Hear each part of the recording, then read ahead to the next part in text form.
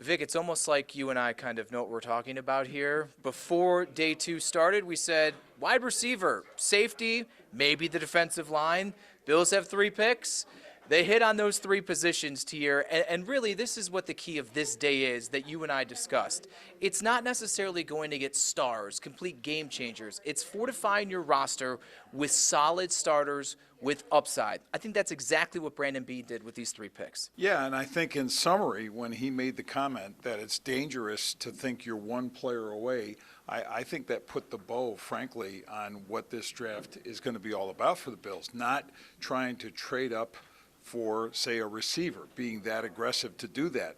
He said, yeah, you do that for a quarterback, but receiver is not the position to give up draft assets to mortgage your future. Instead, they hung on to what they had and were able to address 3 need positions, and with players who I think are going to find their way onto the field, perhaps not as soon as maybe some of the star players might, but soon enough.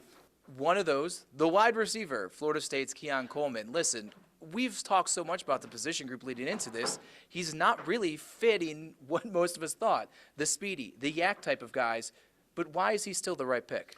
Well, I think in terms of how Brandon Beane assesses receivers or assesses any position, all those numbers, all the 40 time and so forth, matters less than the football playing. And he really talked repeatedly about the dog that he said the guy has in him, the aggressiveness, that he's athletic despite being as big as he is, not the stiff, big kind of guy.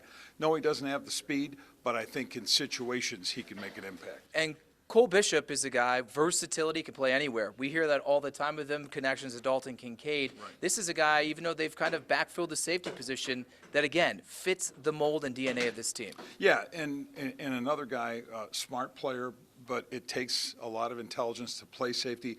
I think, again, he can find his way onto the field in some form, at the very least on special teams early on. And Dwayne Carter, I feel bad. We keep kind of just putting him at the end here, but Brandon Beane called him a plug-and-play defensive tackle from the jump. So, again, it looks like, Vic, they satisfied 3 positions of need and 3 positions of need where these guys will all but certainly see the field in their first year in some capacity.